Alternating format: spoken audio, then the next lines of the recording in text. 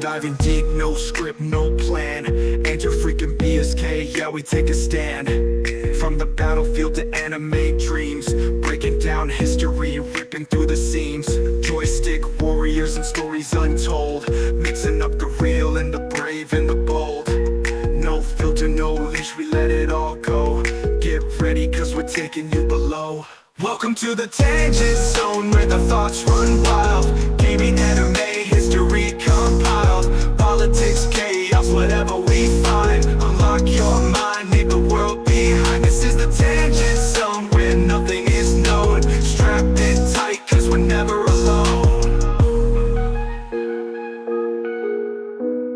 Welcome to another episode of Tangent Zone. I am your host, Antler Freak, and with me, as always, is my co-host, BSK. Today, we are doing something a little different, not really just having random topics and going off on tangents, although most likely we will at some point. But I am getting ready to run a one-shot for a few of my friends in person, set in a cyberpunk kind of world. And I asked BSK to kind of help me with building that scenario and that one shot, as he has done multiple times before with helping me come up with scenarios and things like that. We figured, why not do it in podcast form? Just kind of show you guys our process and how we think, and when we come up with things and bouncing things off of each other.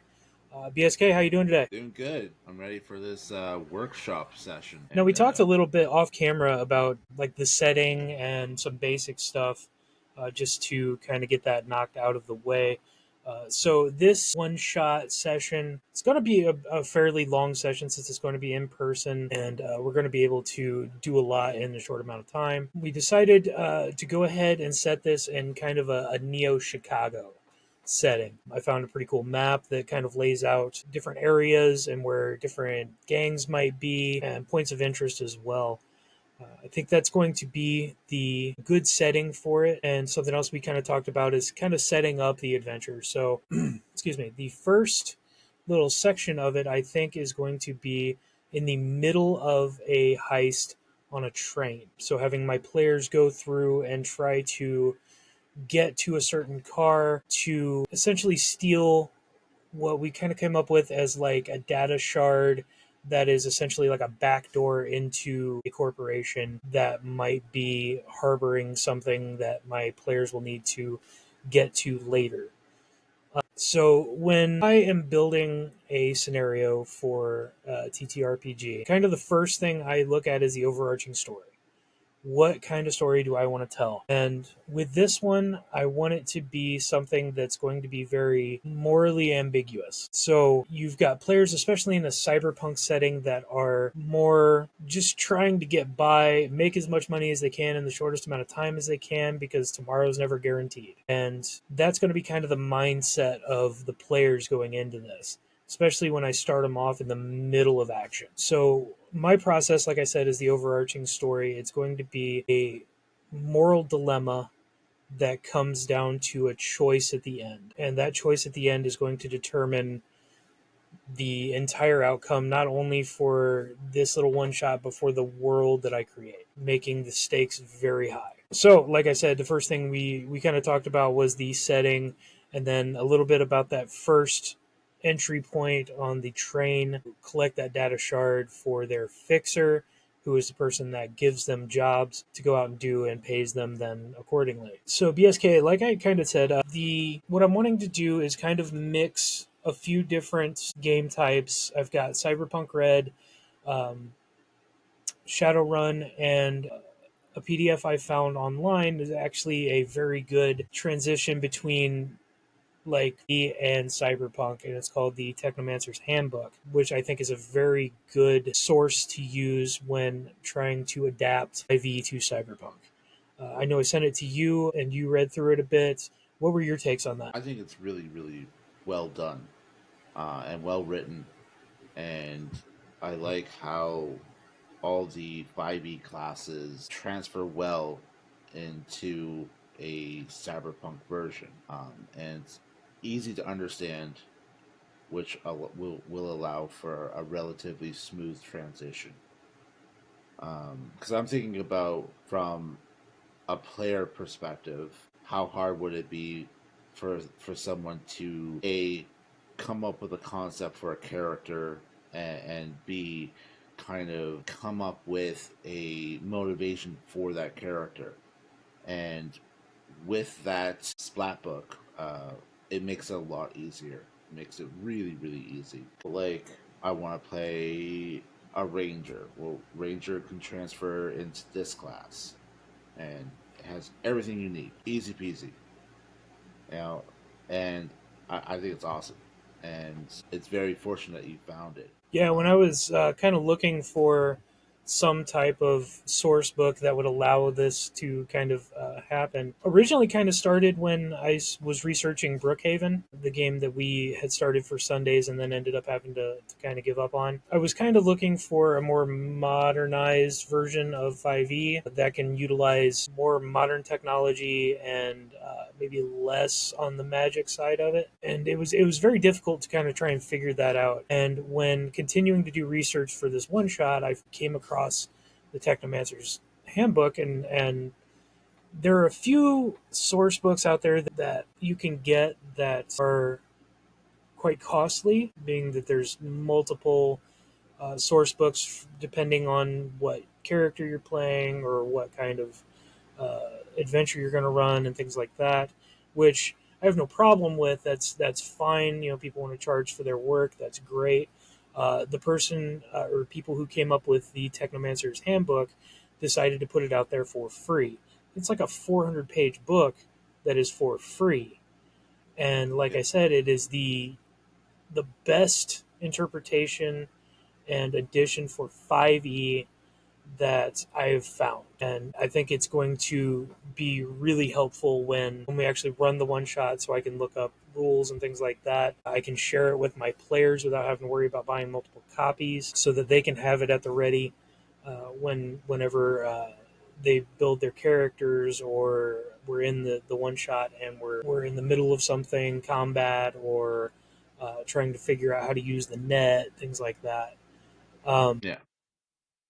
I know there's probably a lot of you out there that don't really have a whole lot of frame of reference for Cyberpunk. For that, there are many, many podcasts out there explaining the world, explaining different game sets for it. There's video games, or Cyberpunk 2077, which I highly recommend playing if you have not played it.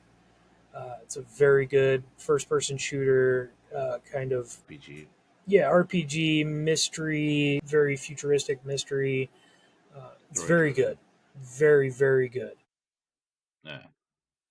There's multiple endings depending on your choices, things like that. It's really good. But then there's also Cyberpunk Edge Runners, the anime they came out with as a kind of a supplement for Cyberpunk 2077. It's a bit of a prequel. It takes place a year before the events of 2077. Incredibly well made, done by Studio Trigger. Very, very adult themed, I will say. Keep that in mind. But if you want to get into this kind of genre, you're going to run into that quite a bit.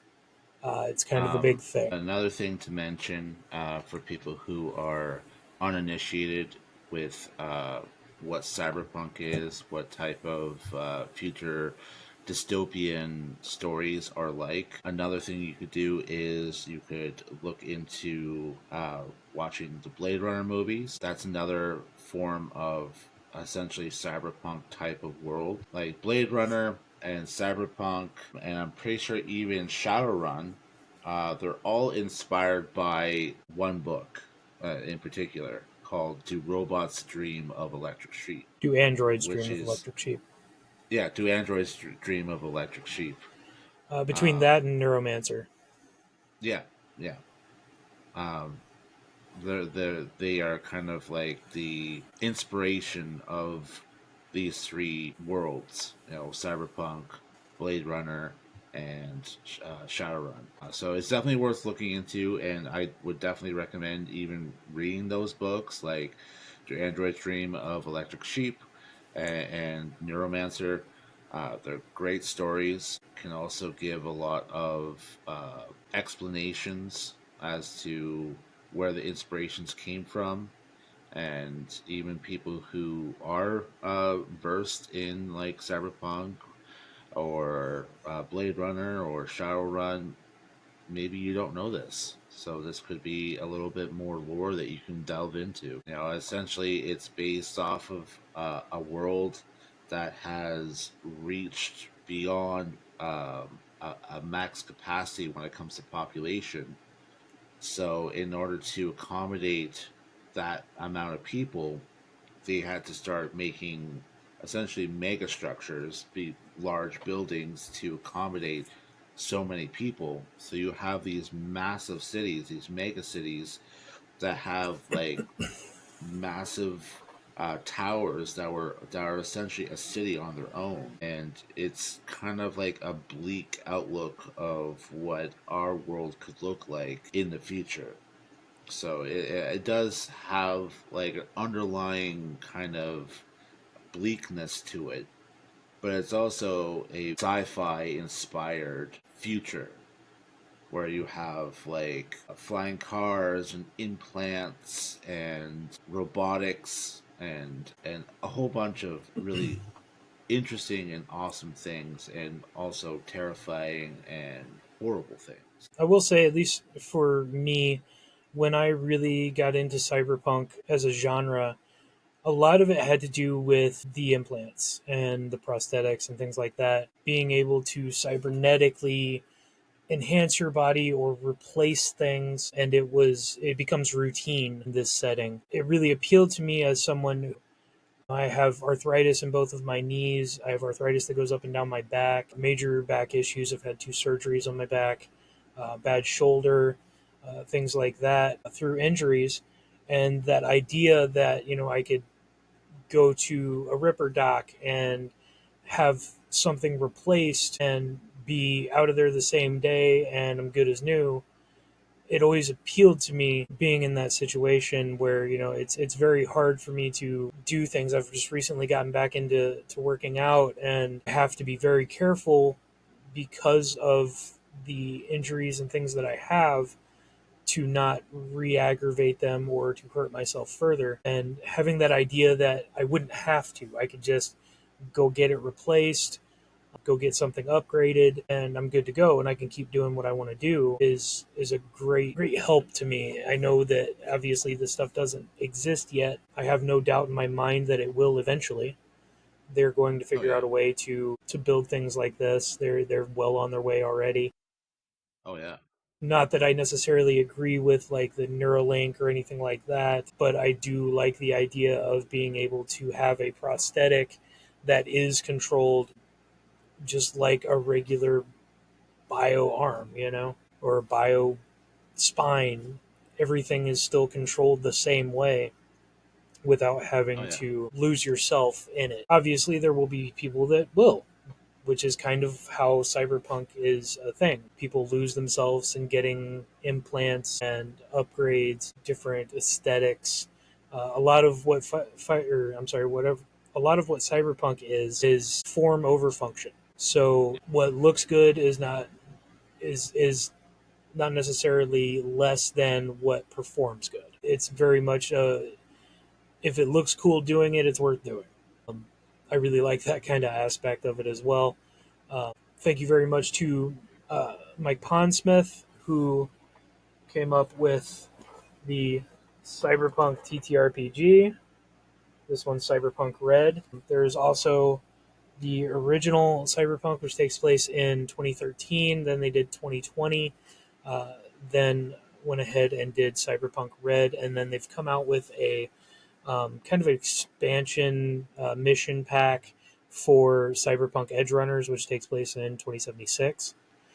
Um, but there's a lot of lore in that book that really excites me. It delves deeper and deeper, especially when you go from the game Cyberpunk 2077, which is based on Mike Pondsmith's world, and you get to go back and kind of read what the actual stories are, and it's really neat. Oh But as yeah. far as this one shot, so my players have not gotten back to me yet as far as what kind of characters they want to play.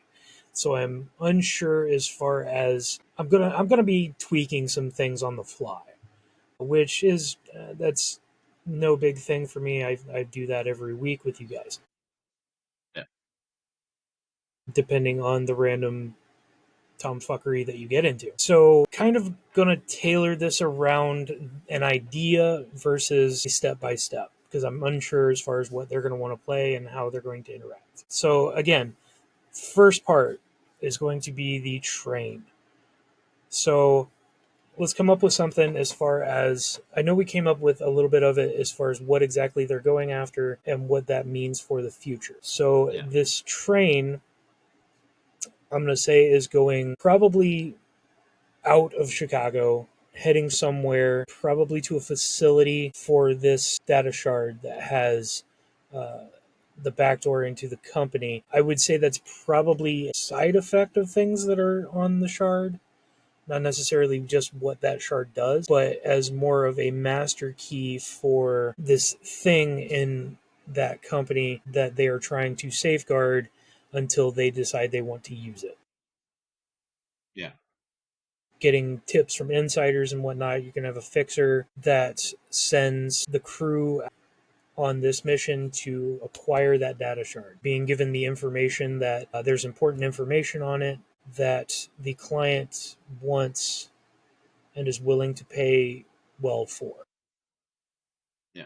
I'm thinking that once we get the shard, which being that it's just the beginning of the adventure, it's going to be a relatively easy encounter. Obviously, there's going to be some difficulty to it, but I want them to get the shard so that way they have it. Depending on whether or not they have a net runner on the crew, which I'm going to highly suggest they do. I don't know who it would be, but I suggest that they have a net runner on the crew. Probably will be curious about what's on it exactly and will want to hack it. At which point, that's when they can find that it is a backdoor into the corporation that it belongs to. Uh, Then at that point, they have a couple decisions to make. They can either give the data shard to their fixer and that then goes to the client, or they can try and use it to backdoor into the company and see what exactly the secrets they have. So that's kind of where uh, I'm at a block. okay. So what I was thinking is you could have the data shard kind of as a qualifying job. If they pull it off successfully, basically means that they qualify for the bigger heist job that is currently being planned without the player's knowledge, behind the scenes. There is this huge heist being orchestrated, but they require people on the ground to actually execute the job. And so they're basically doing trials to find people who are qualified, trustworthy to do the job.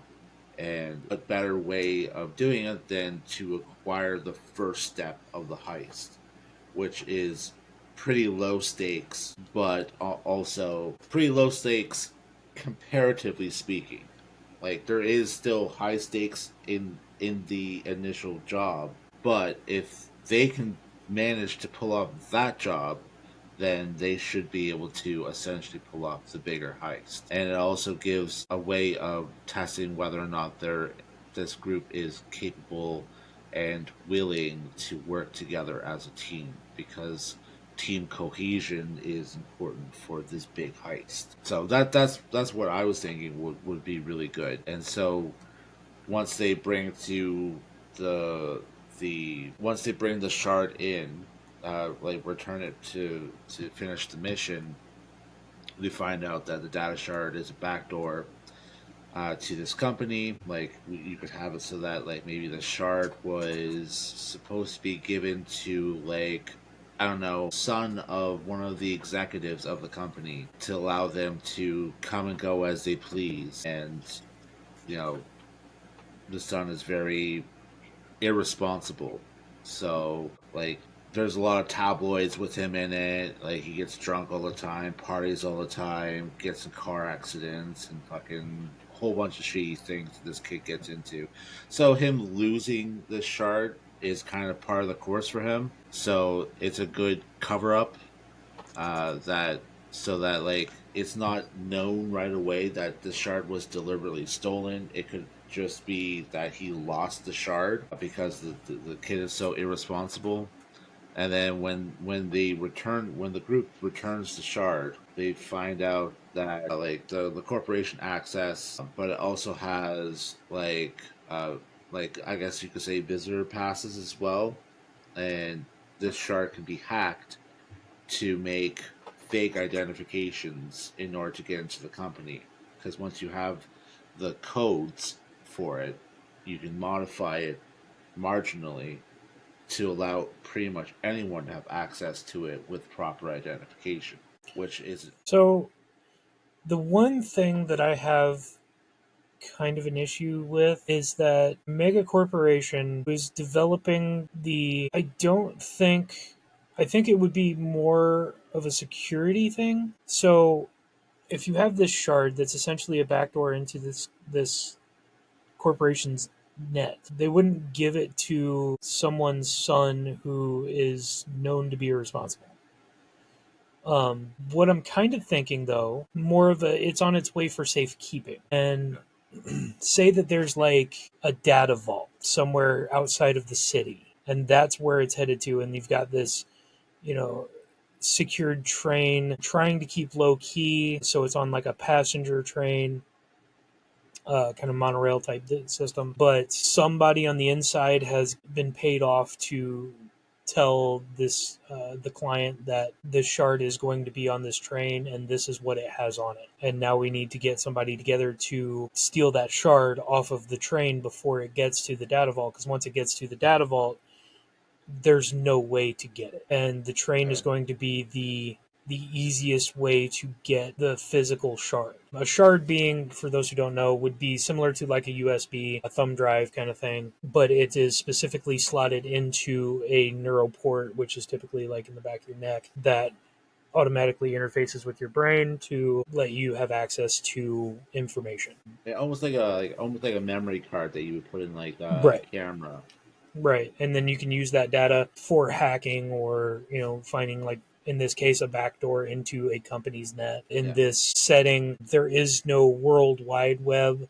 Each individual place has its own network. So corporation will have its own net for a building. Even stores will have their own nets just for themselves that do connect to wider net for the city, that the city itself produces. It's very kind of a mixture between low tech and high tech. The main World Wide Web, the main net, was collapsed in the past, and it has been overtaken by what they call rogue AIs, which basically view humanity as imperfect and therefore need to be exterminated.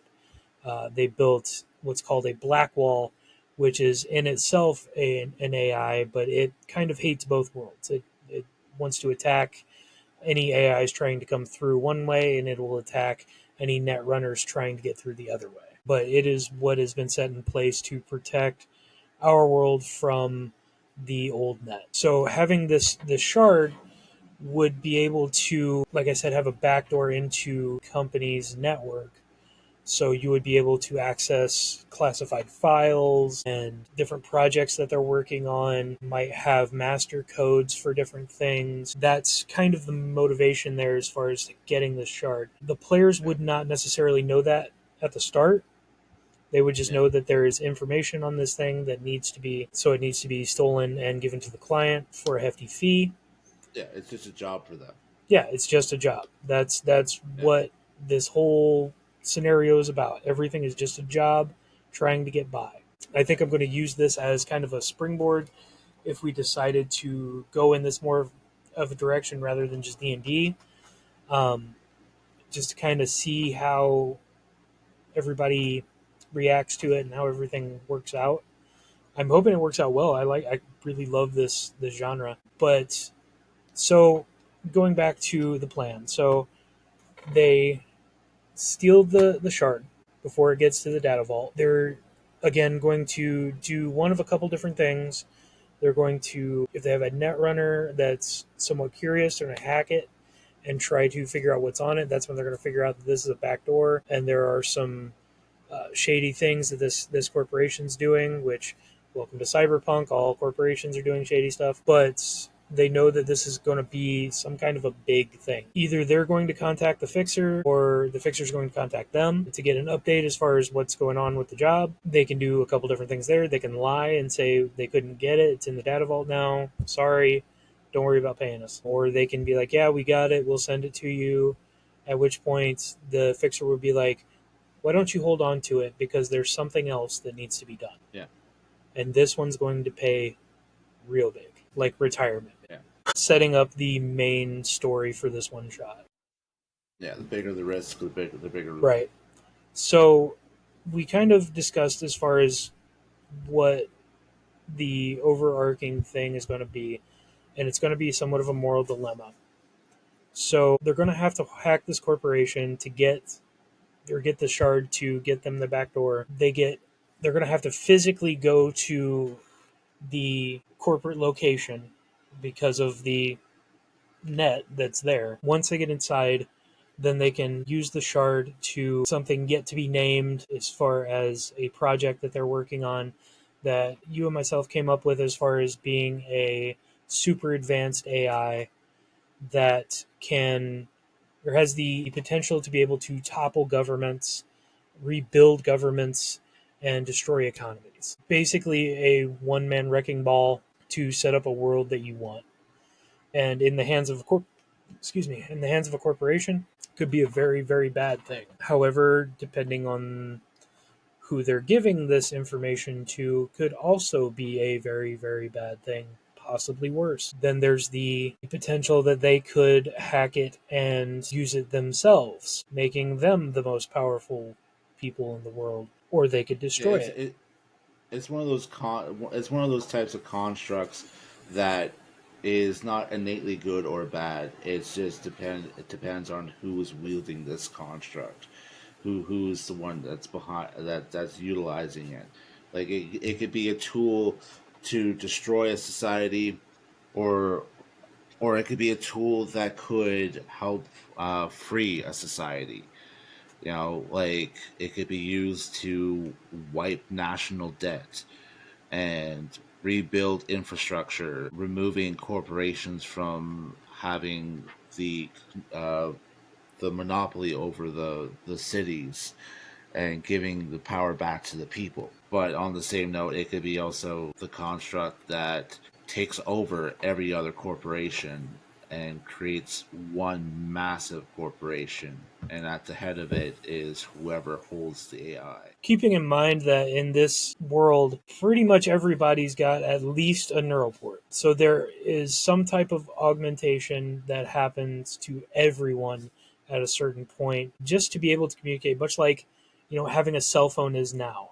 Yes, there's people out there that don't have them, they're few and far between, but it creates interconnectedness. However, with this AI, could have the ability to go in there and rewrite a personality or just shut down brain activity altogether. Like, it's a very serious potential that this AI has. It's super advanced. It can get anywhere at any time, but it only reacts to the commands given. So, Yeah. that being said, like we were talking about, that's the dilemma that our players are going to have to come up with, is that do we do something with it ourselves? Do we destroy it? Do we give it to our client who we don't necessarily know who it is and we don't know what they're planning on using it for? Do we leave it with this corporation that hasn't done anything with it yet, but has the potential to? And that's what I want to put out there as far as a dilemma, because I believe that our players are going to have kind of a dilemma within the party itself. Oh yeah. So, as far as who wants to do what with it, and that can lead to some conflict, or it could lead to some very emotional breakthroughs in person. And then, as far as the ending, like I said, that's going to kind of depend on their decisions. I can wing that for the most part, but I'd like to come up with some baselines just in case. Oh yeah, like some what ifs. Yeah. So, like so the most, I'd say the one that is most likely to happen, I'd say it's kind of a toss up. It's either they're going to use it for themselves or they're going to destroy it. So if they decide to use it for themselves, obviously that can go one of two ways. Either that can go with we end up destroying everything, or we end up actually creating a better future for it. That's going to be, again, a toss up, which we can kind of come up with a story of the sun rising on a new day where uh, the news running is of um, corporation bank accounts being emptied overnight, execs being arrested for some really heinous crap, that kind of stuff, to kind of throw the corporations themselves into turmoil, and then the AI itself placing people into power that it views as morally non-corrupt to lead to a better future for those corporations and the people as a whole, because when you have good companies, those are going to have good employees. Those employees are going to have a better quality of life, and that it all trickles down, especially in this kind of a setting. Anything that's happening at the top trickles down all the way to the bottom, and the bottom is not good. Yeah, well, shit rolls downhill, right? Yeah. Then, the Uh, bad side of it is that, okay, we just completely bankrupt all the corporations. We throw our entire economy out of whack. Violence rises, essentially turning it into a third world country where there is no economy, and it's now gangs run everything, not corporations. Another option is, let's say like the party decides to go in the direction of just being chaotic, and I don't know, like just let the AI have full reign and do whatever it wants. You could have it so that the AI destroys the black wall, That's a possibility. allowing all the other like rogue AIs to finally have access to the internal networks, and just absolute anarchy ensues. Which would just be mass extermination. Essentially, everybody dies Yeah. because, like I said, the rogue AIs, they view humanity as inefficient and imperfect, and therefore need to be wiped out so that they can build a better world for themselves. So yeah, that's definitely a possibility. And then, like I said, then the world is wiped, or at least anyone that has those implants that it can shut your brain off. Boom, fry you right which now. could lead which could lead for another campaign of like a post-apocalyptic kind of like game style, Yeah, where you have like settlements of surviving people trying to reestablish humanity like in a Terminator world taken esque, over. Yeah, Terminator-esque, exactly. That'd because be you're gonna have really AIs interesting. that take over automatons and or that build and use automatons to Yeah, hunt. Terminator or the Matrix. That's Yeah, also very Matrix, very similar. yeah, And yeah, it's humanity's last stand against the overwhelming tech horde. And it's yeah, just the humans that don't have the implants that survive, and even then, it would become incredibly difficult to survive because there is no infrastructure. and then everything would be analog at that point. Right.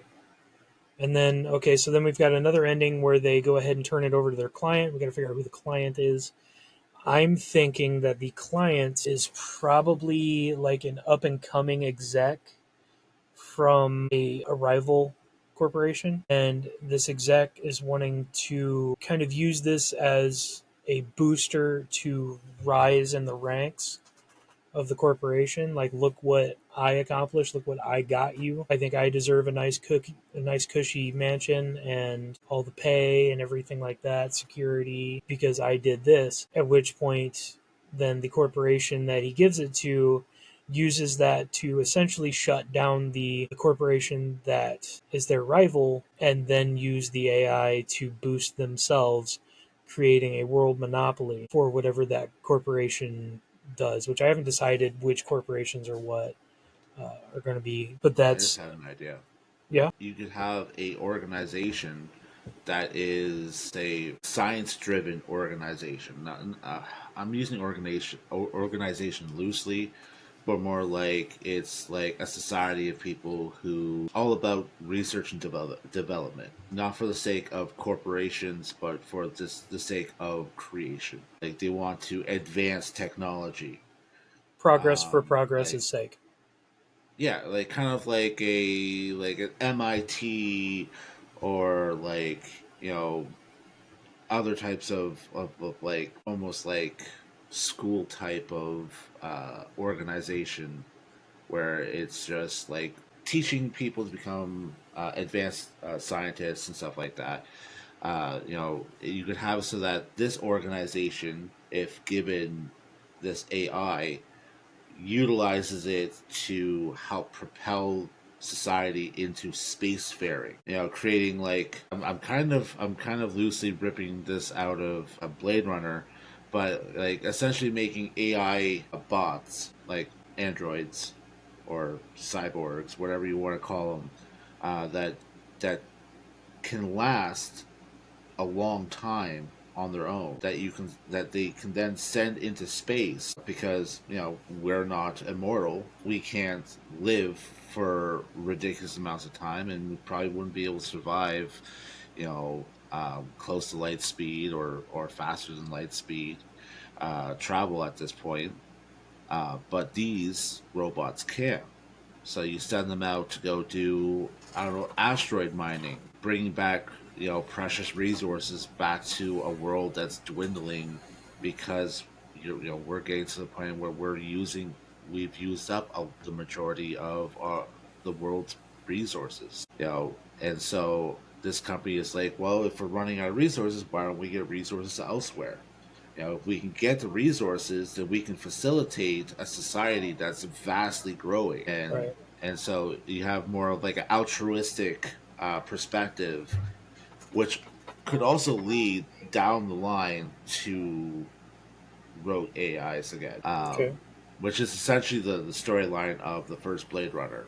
Right. Is they created robots that could go out and do like spacefaring stuff, like asteroid mining and stuff like that. But these robots also become self-aware at some point, and realize that their life is finite because these robots were given like a shelf life of like I don't know, like 30 years, and then So they just die.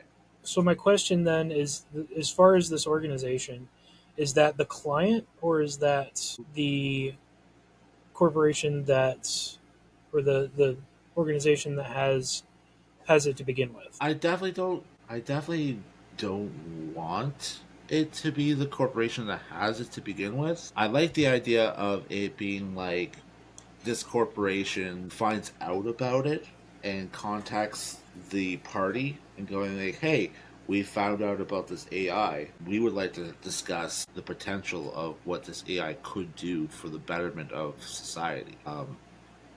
And if the party decides to meet with them, the organization will be like, "We don't have money to give you. Like, if you give it to us, the only reward you're going to get is that evil corporations aren't going to have it, and you're essentially going to save humankind, uh, as a whole, in the future.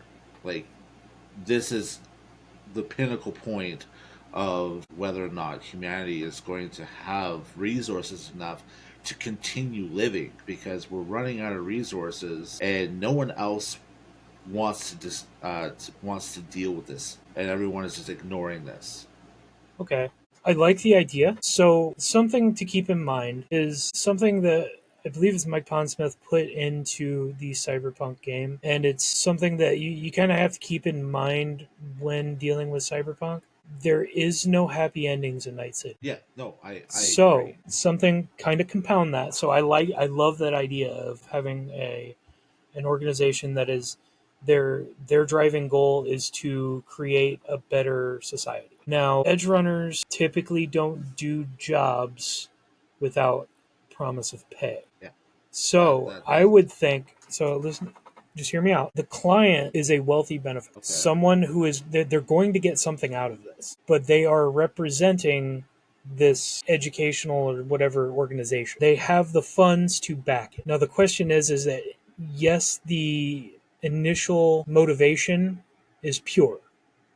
That we want to create a better society. We want to um, help humanity grow and help the earth flourish. However, this benefactor may have different motivations in mind, and using the organization as essentially a front to get what he wants, being this super advanced AI, so that he can use it to better himself. And then, that could be an intrigue as well to try and suss that out to be I another, like that. because, Yeah, no, I like. if the crew is smart, they're going to want to do some research into who's getting this. Yeah, Um, and if they can and if they can uncover the true motivation for why this guy wants it, and then they can either make a deal with that organization straight through, or they can call this guy out and again either use it themselves to destroy it or leave it be. I think that's going to be more of the intrigue, because I think if they decide to go ahead and just give it to the organization themselves, all the information using the AI, having the I think could have repercussions in itself. yeah, I think that no matter what choice is made, there is going to be some horrible side effect that's going to happen. There's, like you said, there's no happy endings in Night City. Like, I think no matter what option is chosen, something really bad is going to happen. No matter what, like there is no good ending. But like for like the scientific organization, what I was thinking was opposed to like the corpos, where like I guess we could boil this down to the follies. Right, like for the corpos, the follies of most corpos is going to be greed. That's going to be like the Mhm. easy folly. Like it's going to be the head of the organization who just wants more power, more money, megalomaniac interests. You know, Right. and what I was thinking for like the folly of like the scientific organization, instead of it being greed, I was thinking of it being more of naivety, where like they are so focused on an altruistic future that they overlook some core elements, which is humanity. Hmm. You know, and humanity is fucking twisted and self sabotaging. And so they create, if the scientific organization gets this, like they start putting the stuff into play. But just like the rogue AIs, maybe this AI realizes that the biggest hurdle in order to ensure a prosperous future is to first deal with the issue of humanity. And maybe it's not like the rogue AI is behind the black wall, which wants to destroy the humans. Maybe it wants to reprogram the humans. Yeah. Essentially, like as enslaving them with Hmm. with the chip inside their head, like being able to, I don't know, either remove emotion or whatever, like whatever nastiness you want it to be. Like that could be like the folly of this scientific organization, is realizing that humans are flawed, from the get-go. And there really is no way of making a sustainable future without first dealing with the initial flaws of humanity. Essentially talking about like the world's not going to get better unless humans get better. Right. Yeah, that's So like it has the potential to help if yeah, given enough restrictions. But yeah, if it's given a simple instruction and the rest is left up to interpretation, then bad shit's going to happen. exactly. you know So, and yeah, I like that. I like that. yeah, I think that will do very well. All right. Trying to think of some other things that may happen. So there's going to be a lot of gangs as far as the city's concerned. It's a cyberpunk thing. There's going to be gangs everywhere. They have different motivations. There could be some that are beholden to the company that, or the corporation that designed the shard, that want to get it back. And there might be some gangs that have done some research and figured out who took it and try to go after the crew. There's, like I said, there's quite a few gangs within this realm. I want to kind of stay away from like the Night City gangs. I mean, you can still have nomads because nomads go basically anywhere. Yeah, it's kind of a universal thing. Right. But a few of them that are on this map that I found are kind of neat, at least with the names. You've got Damage Incorporated, El Muerto 13, which I'm assuming is kind of a play on MS 13. They've got the Mexican Mafia, Southside Stormtroopers, which I would think would be like a poser gang. So like they dress like stormtroopers. They're very into Star Wars, but they're incredibly violent and have shitty aim. You've got obviously the Italian Mafia, Black Dragon Triad, 14K Syndicate, which I assume would be like using implants and augmentations to make themselves gold. So Yeah. 14 karat, I think that would be kind of cool. There's one that's called the Black Rose Syndicate, which I think is going to be your larger gang that probably has more ties to the corporate world. They're a little bit more secretive, but they're more widespread. Has more impact. Yeah, you've got the Yakuza, so classic gang brought into the future. They've got some others that I kind of like the idea of. They have one that's called Loki's Liars, and that one I'm kind of thinking like, again, another like poser gang, but they're like I would say Norse, but more like Marvel Norse, like that's who they pose. Because Okay. there's another one that they kind of patrol the outlier, because there's basically in this world there's a wall that goes around Chicago, and this one gang patrols the two main ports of entry into Chicago from the land, and they're called the Barbarians at the Gate. And that one I think would be not necessarily a poser gang, but a gang that is very Norse themed. And I think they probably have a beef with Loki's Liars. So they're like, you guys don't know anything. You're basing your entire personas off comic books. We're posting it off history, and like they're being essentially actual Vikings, like they're raiding and they're pillaging and things like that, which in this kind of a setting would be entirely possible, because outside of the city, you're police and any kind of law enforcement just doesn't exist. Yeah.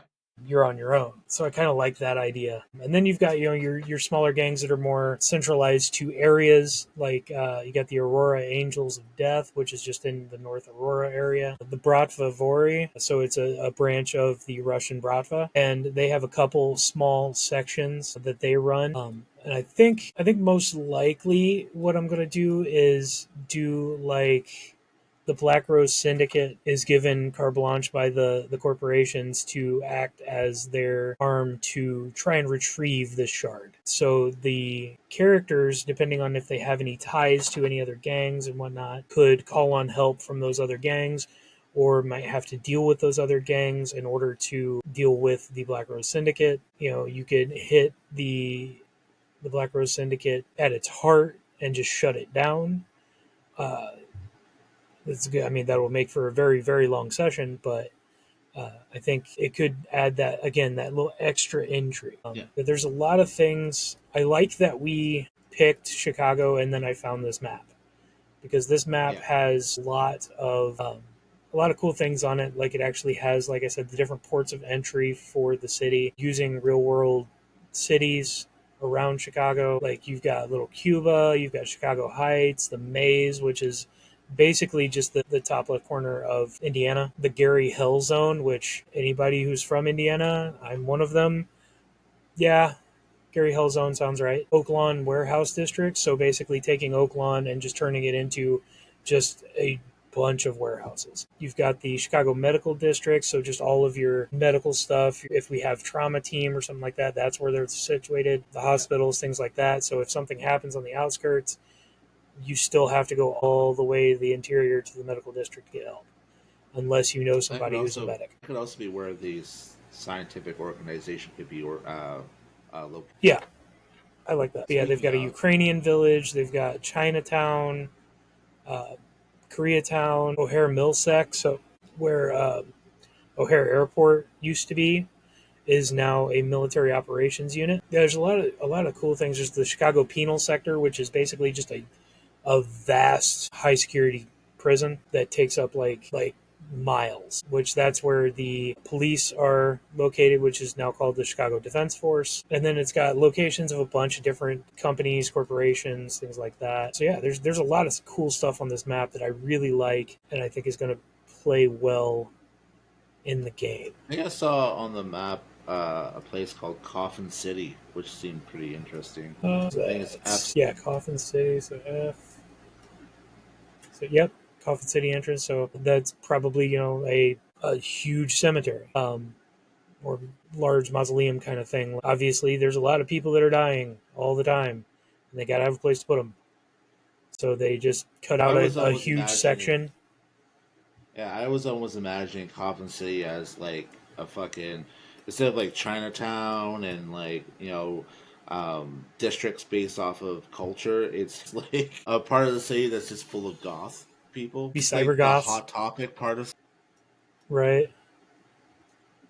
Like the counterculture that is actually run by a corporation. They just don't know it. Yeah, exactly. I came up with an idea for the name of this scientific society. Um, it's a placeholder, but I was thinking of Greater Ascension Integration Academy, and for short, it would be Gaia. I'll write that down and send it to me because I'll put that. Put that to do some playing with this map and kind of put a few different places in there as well on top of that. Yeah, I like that.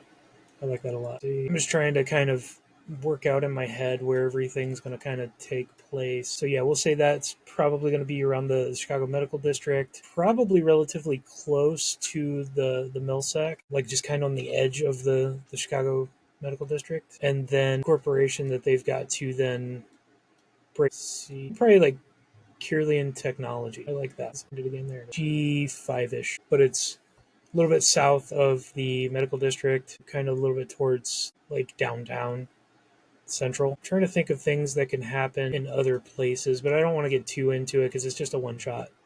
So keep it as simple as possible without limiting what they can do. Yeah, I think that's a good start. Absolutely. Yeah, we'll do that. I don't know. If you want to, when we actually run the one shot, I can put you on speaker so you can listen to it as well as we're doing it. And then if you kind of come up with something, you can message me during. So kind of live update kind of thing. Yeah, absolutely. I'll let you know more the more information I know because I don't know when we're going to be playing it or what times or anything like that yet. Most likely it'll be later during the day than what you're used to because I'll be on mountain time. So I will. be a You know few me, hours I ahead don't of you. sleep, so That's true. My texts at 2:45 a.m. prove that.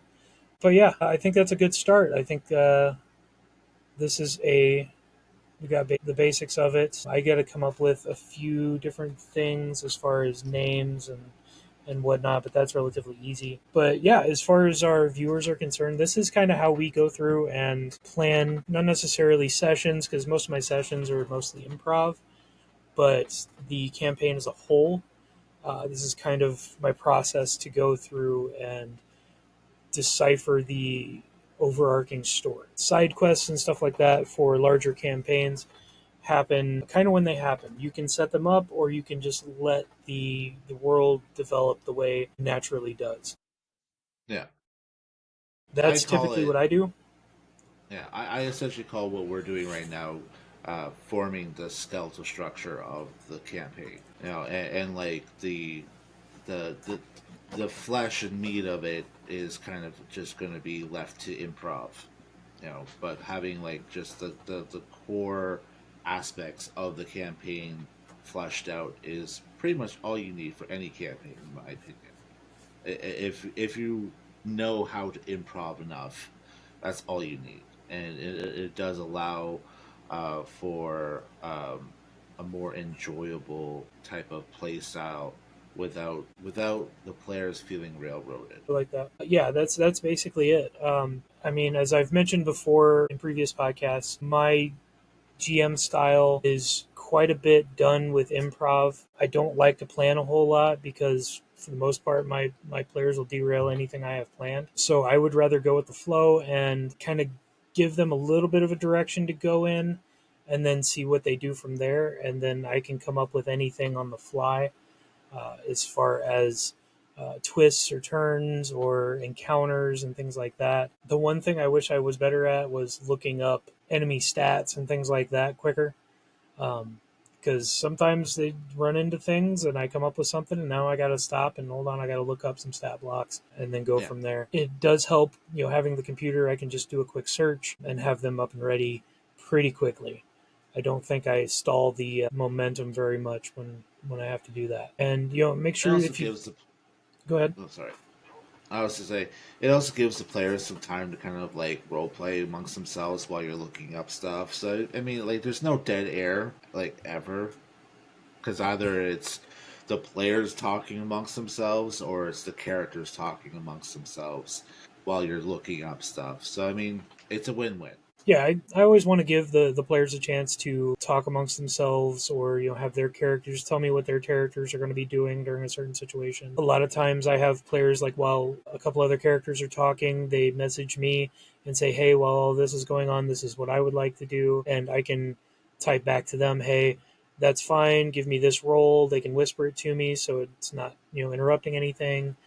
um, and then go from there. That's one thing I do really like about playing D&D online, is there's able to be a lot of secrecy in it, and you can kind of play with different aspects that you wouldn't necessarily be able to do in person. Working on a few different things. I really want to do this in-person one shot with them. I'm flying out to Colorado to do this. Not just specifically this. I want to see them, but this is going to be kind of a big thing since we are going to finally be together for the first time. You got a cattail. It's a kitty. Hi Nala. Hi Nala. All right, you're Meow, free. meow. But yeah, the I think that GM style is one that I personally appreciate. If I get DMs that are like that, that can come up with stuff on the fly. It's not railroaded, that kind of stuff. But if you're an aspiring M or GM, do what makes you feel comfortable.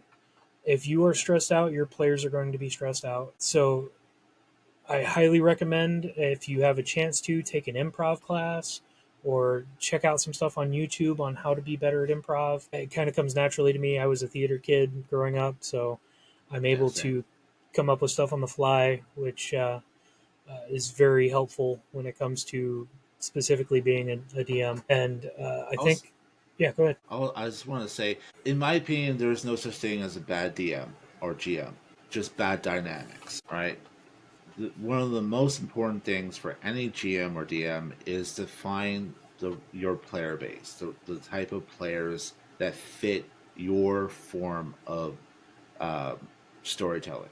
You know, because if you have a party of people who are expecting like improv and zany antics, and you are more story driven and more action oriented, and the party wants more role play, you're going to have clashing, and it's going to cause either the players to not have fun or you not to have fun because you're stressing out because you're trying to pander to your players, and you're going outside of what you're comfortable. And it's all going to be based off of experience and trial and error. There's going to be good campaigns and there's going to be bad campaigns, and that's okay. You know, and it's all learning. And you'll eventually get to the point where you'll get the players that work well with you, and then everything is going to be copacetic at that point. Everything is going to be awesome. Yeah, And there's a lot of people out there that it's just not a good fit for one GM and a certain group of players, or one player and their group. Um, You just got to find your niche. I'm lucky Yeah. enough to have a group of players that I think really like my DM style. I know at least a couple of them have messaged me personally saying that I'm the kind of DM that they've been looking for a long time, Yeah. and that makes me feel great. And it's just me being me. I'm Yeah. there's people who have left my campaigns that they're just not into it or whatever. That's fine. I don't harbor any ill will towards them at all. But to hear when you're doing a good job, or they really enjoy the story and things like that, is a very big boon to not necessarily your ego but your state of mind, and saying, Oh yeah. okay, I'm doing something right, so let's continue to try and improve on that. I Every once in a while, and you know this, I reach out to my players and just kind of ask, hey, how's everything going? How are you liking the story? Is there something you want to see more of? Is there something you want to see less of? And try to get their feedback that way. Sometimes work out better than others, but it kind of gives you a good reading of where everything stands. I think that's the best way to do that. Yeah, I wholeheartedly agree.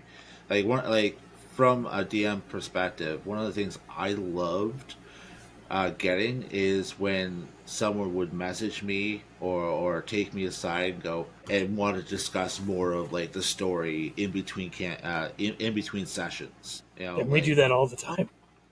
It's like, what was the name of that one NPC that we talked to last session?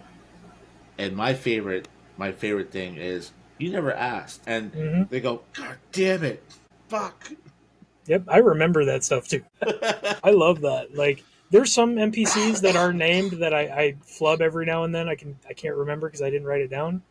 But Yeah. I remember when you're talking to somebody and you never ask their names, and when you go back to it, I'm like, you didn't ask. Yep. And Oh, that I happens love quite that. often, Like, actually. I personally love it when a player will want to talk to you about the story or the campaign in between sessions, because it's a sign that they are engrossed in the story and that you're doing a good job telling that story to the point that they are engaged enough to want to explore it even in between sessions. Doesn't mean that I'm going to give them any extra information, Right, right. but it is good that they are interested enough that they want to pursue it even more. They that they can't wait for the next session to get more information. I love that stuff. That's the type of stuff that like feeds my inspiration. Yeah, Like I wholeheartedly agree. like Um, I know I've had to I've kind had of pick. private sessions with each one of you multiple times. I don't think there's anybody that I haven't had a private session with. Just going through something that they were doing on their own, or a couple of you having an encounter that's separate from everybody else that we can't cover in game on a regular session, and that building the world inside of the world is very interesting from a GM standpoint, Oh yeah, and it also because builds intrigue. right, it's things that are happening that are outside of the perspective of the other characters in the Yeah, story, and that kind of stuff. Like, what were you doing? And like, well, we were just taking a walk. No big deal. yeah. We just wanted to talk for a while. Nothing special. I just had an idea, and this is a bit of a tangent. I apologize, No, but on the tangent zone. you had mentioned me listening in on this one shot. I have an idea to kind of piggyback that. What if I at some point come in as one of your NPCs, as like one of the contacts, and you just like you slide your phone on the table and you open up Discord and you're like, Okay. oh yeah, you get a phone call from an unknown caller, and you just like pop into the Discord chat room that I'm waiting in, and Yeah. I go, "Hello, team." You know, Yeah, I can don't make give you the them any fixer. Yeah, don't give them any warning at all. It's like, Yeah. Let's do it. Let's do it. I think that's gonna be epic. I love it. Yeah, this episode is going to come out after the one shot happens, so I'm not worried about any of that coming out. So yeah, I like that idea. Let's do it. Let's do it. No, that'll be great. I'll tell you what. I'll tell you what we'll do. Not on Discord. I am going to shoot you a text at some point, Okay. and I'm going to change your name in my phone to the Fixer's name. I'll come up with it later. Yeah. But I'll change it to the Fixer's name, so that way when you start calling, I'm going to be like, it seems as though your Fixer is calling, and set it out on the table. That's awesome. Oh, I think it's going to be awesome. Our players are going to lose it. Oh yeah, they're all going to lose it. Yeah. For a little backstory, the players in question are the same players, or at least 4 of them that are in our other campaigns that we do. 4 of them live in Colorado, and that's who I'm going to visit. So having BSK show up as an aside is going to be interesting. I like it. I like it a lot. I'll give you a little script or something like that, and Yeah. go from that. Yes, and you can improv off of that. Oh yeah. It'd just be like just completely out of left field for them. Yes, it will be, and I'm here for it. They're going to be like, "You planned this?" And I'm like, "I mean, it just happened. Your Fixer's calling." Yeah, this is going to be good. I like it. Oh yeah. I like it a lot. All right. So I think, we got everything done that I kind of wanted to do. We just decided, we would kind of make this into a podcast just to kind of show you our process to how we kind of go about creating a campaign or a one-shot and getting the general ideas. Typically, I write a few things down. I don't really write a whole lot.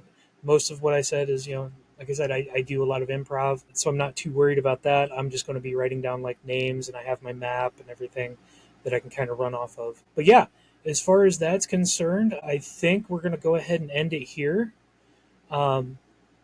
BSK, do you have anything else to add, or? Not off the top of my head, no. All right. Well, in that case, thank you all for watching. Really appreciate you being here and sticking around. On behalf of BSK and myself, thank you. And we will see you next time.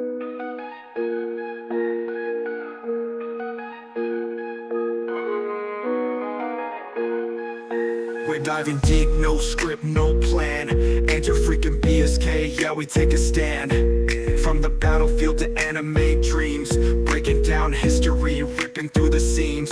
Joystick warriors and stories untold, mixing up the real and the brave and the bold. No filter, no leash, we let it all go. Get ready, cause we're taking you below. Welcome to the tangent zone, where the thoughts run wild.